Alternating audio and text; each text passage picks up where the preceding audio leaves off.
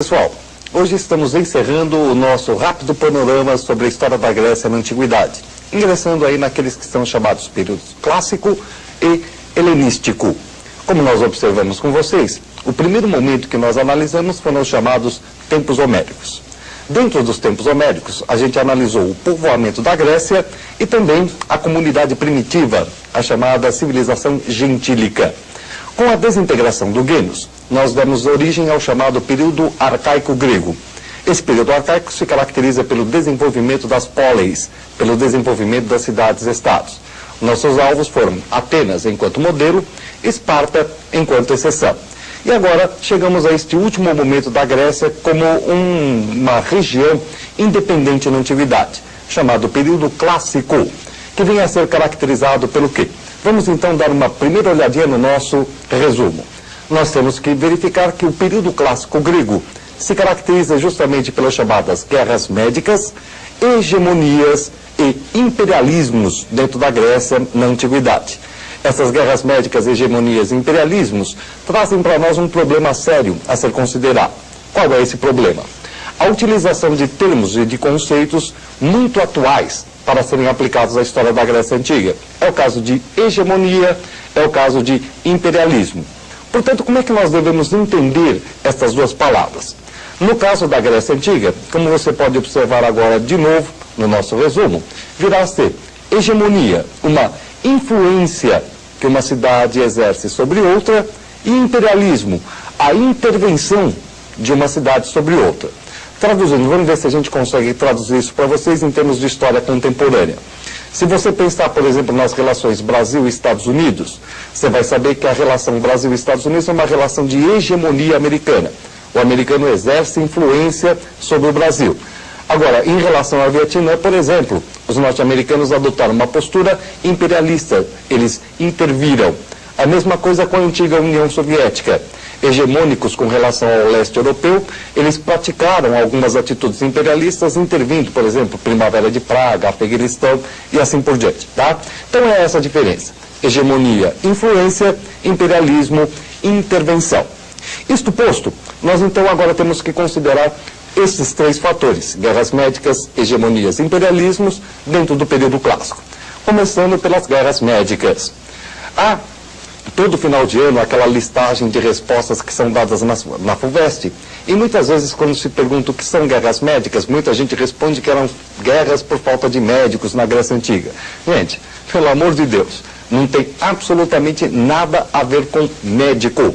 A palavra médicas tem a ver com os medas, povos que vão se unir aos persas, que vão ser conquistados pelos persas e que vão montar um imenso império no Oriente do Mediterrâneo.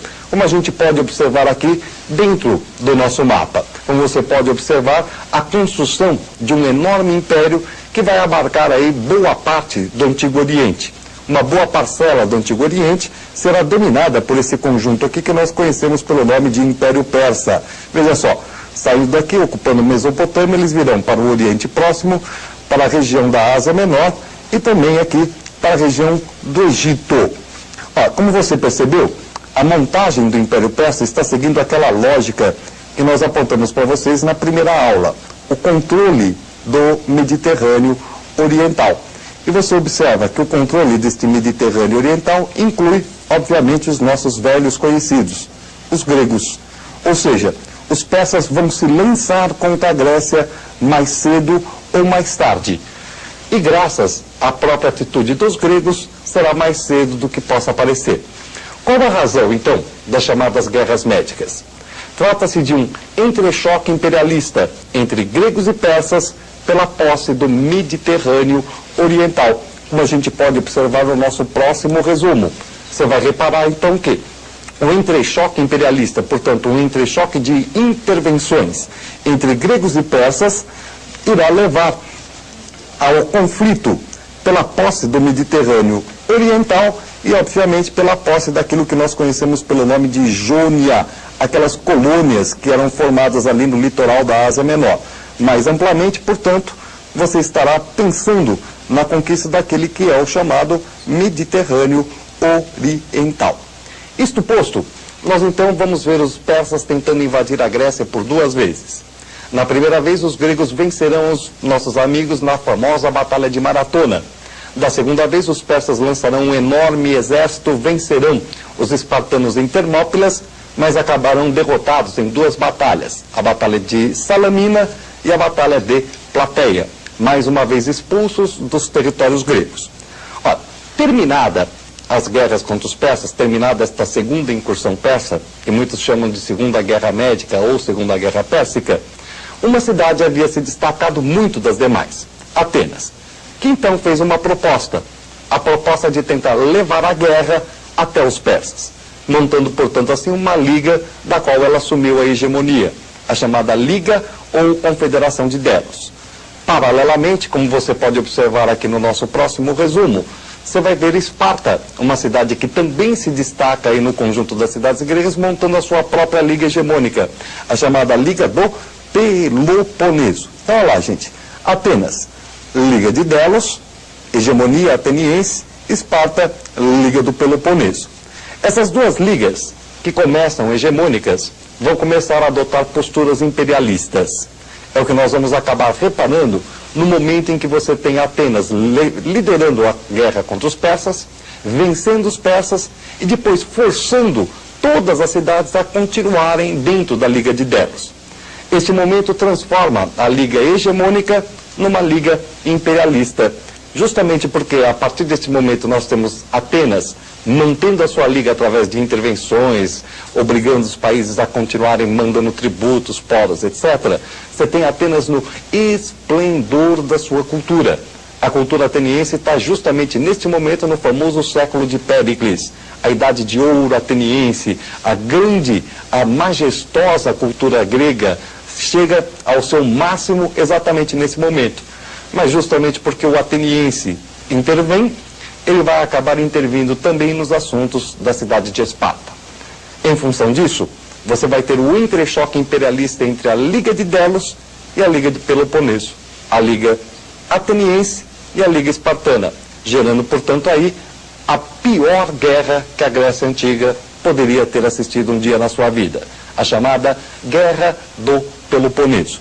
E nós podemos observar, portanto, qual a razão da Guerra do Peloponeso no nosso próximo resumo, em que você vai reparar de fato que a Guerra do Peloponeso nasce em função de um entrechoque imperialista entre Atenas e Esparta, entre a Liga de Delos e aquela que é a Liga do Peloponeso. Pelo quê? Pelo controle da Grécia, uma tentativa de unificar a Grécia sob o comando apenas de uma cidade, apenas de uma liga. É uma guerra horrorosa, porque termina, na verdade, enfraquecendo a própria Grécia.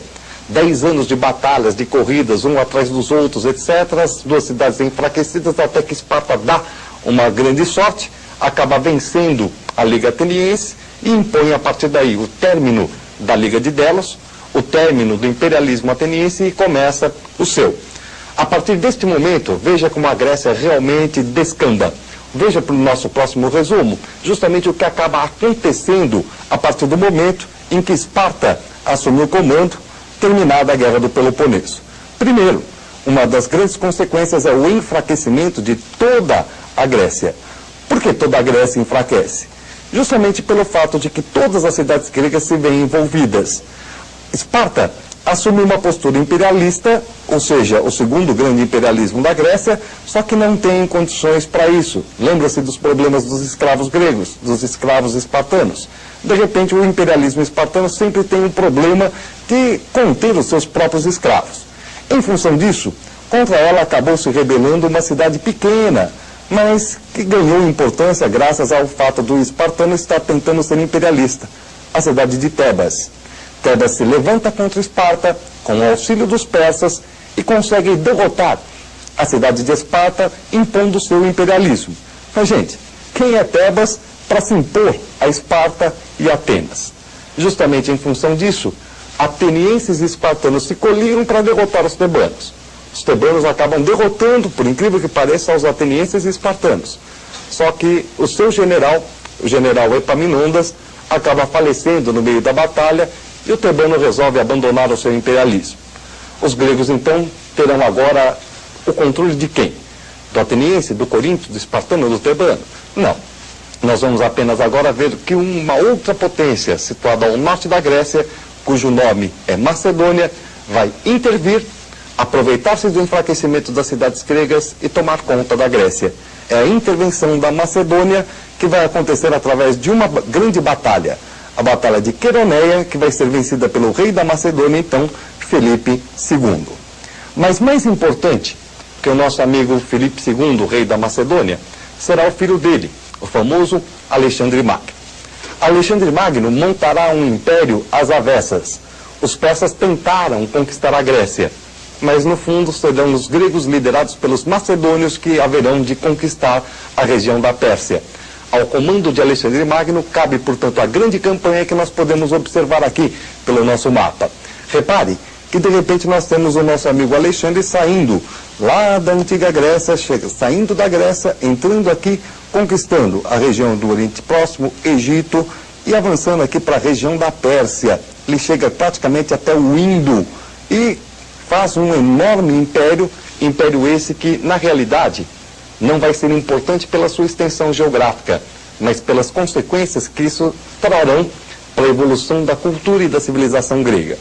A grande obra de Alexandre Magno, no fundo, não é militar, não vem a ser nenhuma obra vinculada a aspectos de guerra, de conquista, mas, em fundamental, pelo fato dele ter tido professores como, por exemplo, Aristóteles, que infundiram nele um gosto muito acentuado pela cultura grega. E esse gosto acentuado fez de Alexandre um conquistador diferente.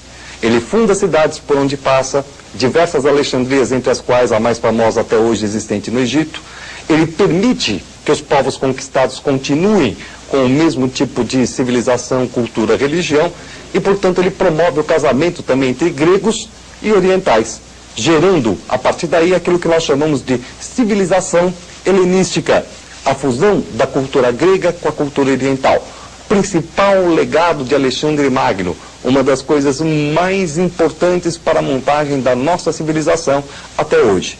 Nós vamos parando por aqui, mas vamos voltar a falar da civilização helenística durante todo o nosso curso. Então a gente espera vocês para a próxima aula em que introduziremos Roma. Até lá, pessoal!